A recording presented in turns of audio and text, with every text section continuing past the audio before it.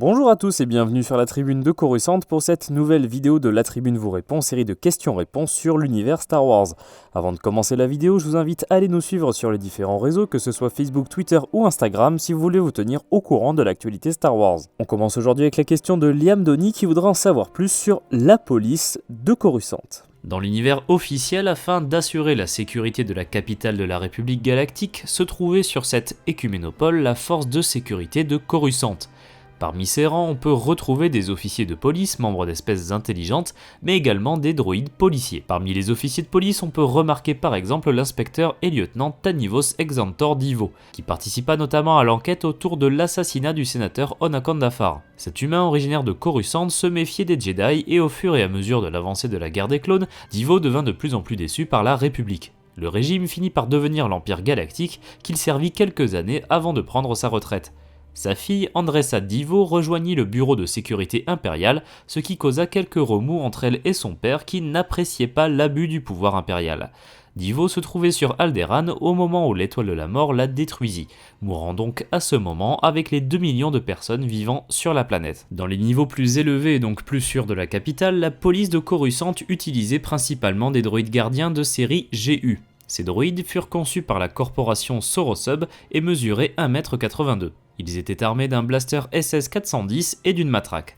Afin de surveiller les rues, la police employait également des droïdes sondes qui pouvaient alerter les droïdes policiers. Parmi les véhicules utilisés par les forces de police de Coruscant, on retrouve l'intercepteur Panther, un airspeeder conçu par Sorosub pour la police, l'arrière du speeder pouvant recevoir et sécuriser un prisonnier.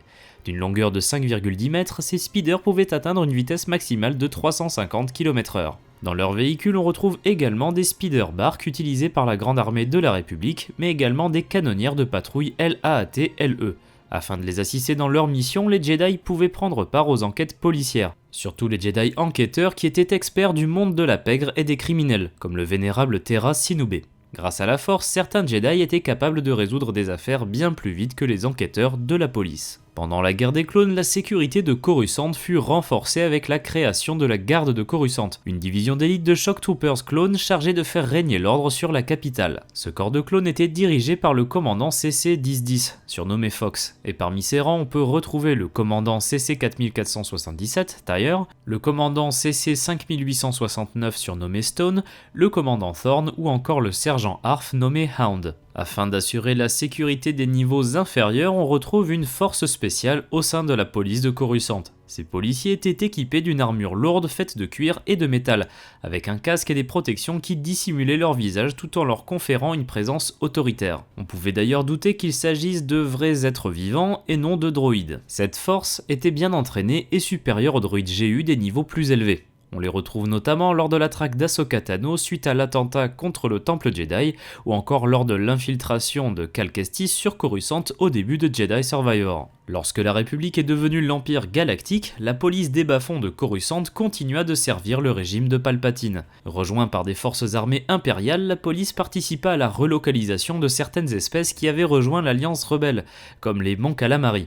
De nombreuses émeutes eurent lieu dans les bas niveaux de Coruscant qui furent réprimées par les Stormtroopers et les policiers. Après la destruction d'Alderaan, la population alderaanienne qui avait été placée au niveau 3204 apprit la nouvelle de la disparition de leur monde natal. S'ensuivirent plusieurs jours de révolte dans ce niveau, des événements décrits dans la nouvelle 1000 Levels Down écrite par Alexander Freed pour le Star Wars Insider. Suite à tous ces événements, nous ne savons pas ce qu'il advient précisément de la police de Coruscant, bien que l'on ait pu voir des policiers droïdes dans The Mandalorian à bord d'un train emprunté par le Dr Pen Pershing et l'ancien impérial Elia Kane sur Coruscant.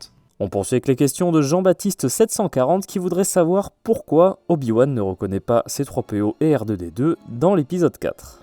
En effet, dans l'épisode 4, Obi-Wan Kenobi ne semble pas reconnaître R2-D2 ni C-3PO, alors que grâce aux épisodes 1, 2 et 3, nous savons que le Jedi les connaissait bien. Outre le fait que l'épisode 4 a été écrit bien avant la prélogie, on peut se questionner quant à la réaction d'Obi-Wan qui indique d'ailleurs ne pas se souvenir d'avoir possédé un jour un droïde. Alors que dans les films, nous voyons R4-P17 et R4-G9 utilisés par Obi-Wan Kenobi pendant la période de la guerre des clones. On peut dire concernant ces derniers qu'Obi-Wan ne dit pas forcément un mensonge car ces droïdes appartenaient à l'ordre Jedi et à la République, et lui ont été simplement assignés, Obi-Wan n'étant pas leur propriétaire à proprement parler, d'un certain point de vue. Alors que C-3PO a eu sa mémoire effacée, R2-D2 et Obi-Wan n'ont supposément rien oublié des événements passés, et devraient en toute logique se souvenir l'un de l'autre. Cette légère incohérence entre les films est abordée dans le roman jeunesse écrit par Alexandra Bracken, intitulé Un nouvel espoir, la princesse, le vaurien et le jeune fermier, une adaptation de l'épisode 4 et qui est d'ailleurs la seule novélisation canon du film à ce jour.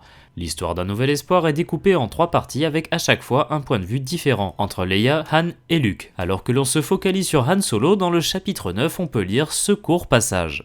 L'astromech vint se placer auprès de Ben, comme un animal de compagnie fidèle, image qui fut renforcée par la main que le vieil homme passa sur le dôme de sa tête. « C'est bon de refaire route avec toi de nouveau, mon vieil ami », dit Ben d'une voix si basse que Han ne fut pas certain d'avoir bien saisi ses paroles.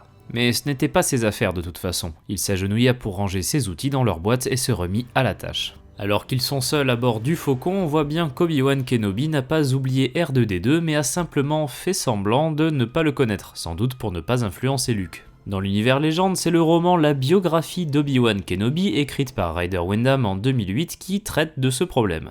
Ce roman est une réécriture de l'histoire des 6 films du point de vue d'Obi-Wan, tout en incorporant au récit des éléments de l'univers étendu, tout comme d'autres livres du même style et du même auteur, avec par exemple la biographie de Dark Vador, la biographie de Luke Skywalker ou encore la biographie de Darth Maul. Des romans légendes tous sortis chez la Bibliothèque Verte. Dans ce livre, donc au chapitre 10, on peut lire les passages suivants qui reprennent la rencontre entre Obi-Wan Kenobi et Luke. Ben se précipite aux côtés de Luke, se penche sur lui et prend son pouls pour s'assurer qu'il va bien. Sur sa droite s'élève soudain une sorte de gémissement électronique suivi d'un bip bref. Le Jedi se redresse, repousse sa capuche, puis, tournant les yeux vers la droite, découvre un droïde astromécano d'homme bleu recroquevillé dans l'ombre d'une saillie rocheuse. « C'est fou ce qu'il ressemble à R2-D2, songe-t-il en souriant au robot. « Bonjour toi ». Il remue les doigts pour le saluer. « Approche mon petit ami, n'aie pas peur », l'encourage-t-il. « Je ne crois pas avoir jamais possédé un droïde », répond le Jedi en observant le robot bleu plus attentivement.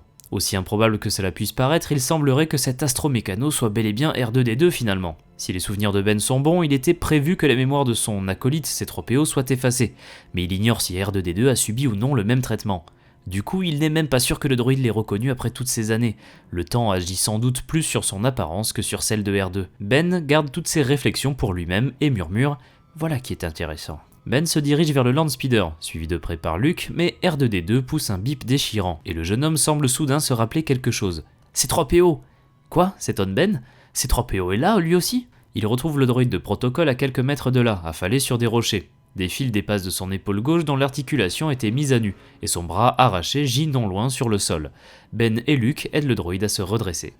Grâce à ce livre, nous avons donc la confirmation qu'Obi-Wan se souvient bien des droïdes, mais fait simplement semblant de ne pas les connaître également dans l'univers légende. Merci d'avoir regardé cette vidéo, j'espère qu'elle vous a plu. Si c'est le cas, n'hésitez pas à laisser un like, à la partager et à vous abonner en activant les notifications si vous ne voulez pas rater les prochaines vidéos de la tribune de Coruscant. Vous pouvez nous poser vos questions dans les commentaires de cette vidéo ou sur nos réseaux sociaux Facebook, Twitter ou Instagram. A bientôt et que la force soit avec vous.